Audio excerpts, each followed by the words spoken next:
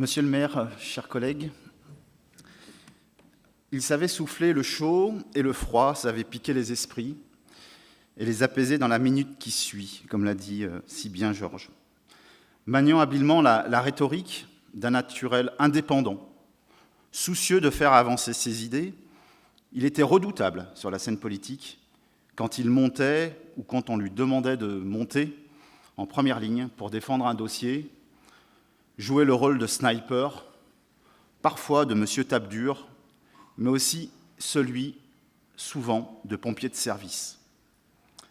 Oui, Jean-Yves Sécheresse, Jean-Yves, était un personnage rigoureux, complexe, voire torturé, mais toujours respecté. Une complexité qu'il assumait et qu'il se plaisait à cultiver.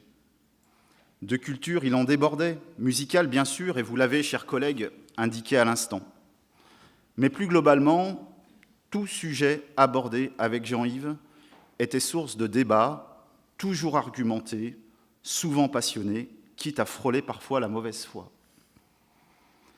De rigueur, de culture générale et d'ouverture d'esprit, il lui en a fallu lorsqu'il occupa, lors du dernier mandat, simultanément plusieurs postes aussi importants et diversifiés que ceux d'adjoint au maire à la sécurité, de président cumulé du SDIS, de la Altony-Garnier ou encore du CEPAL, syndicat qui porte le SCOT de l'agglomération lyonnaise.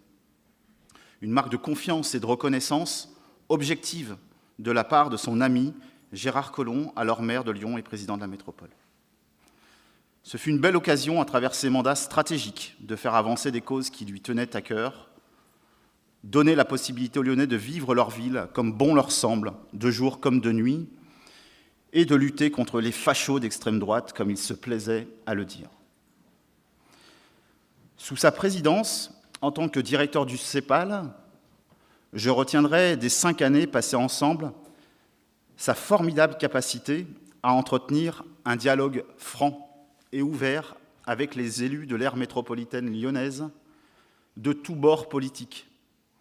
Il avait surtout compris que la planification à grande échelle, c'était d'abord une affaire de relations humaines. De manière plus légère, d'autres débats ou anecdotes sans fin s'invitaient régulièrement dans les échanges que j'avais avec lui. Évidemment, le débriefing de la prestation souvent médiocre, hélas à l'époque, de l'OL le lundi matin au téléphone. Le jugement sévère, mais toujours argumenté, du dernier concert de Nick Cave, de la prochaine programmation de Jazz à Vienne ou des Nuits de Fourvière. Mais aussi la préparation ou le bilan de ses visites régulières auprès de sa maman dans les Hautes-Pyrénées avec son frère. Derrière ses fines lunettes et son regard plein de malice, affublé de son impair beige à l'inspecteur Colombo et de son petit cartable, témoignage de son passé d'enseignant, je garderai enfin de Jean-Yves le souvenir de toute la reconnaissance qu'il avait pour le travail mené par les agents de la ville, de la métropole, du CEPAL, des pompiers du SDIS. Je pense ici au contrôleur général Serge Delegue, à Didier Delorme, son fidèle conseiller, ou son assistante à la ville, Sylvie Dupin-Vessière. Combien de fois, et encore ces derniers temps, avons-nous pu l'observer longuement, échanger avec les policiers municipaux à l'entrée de l'hôtel de ville.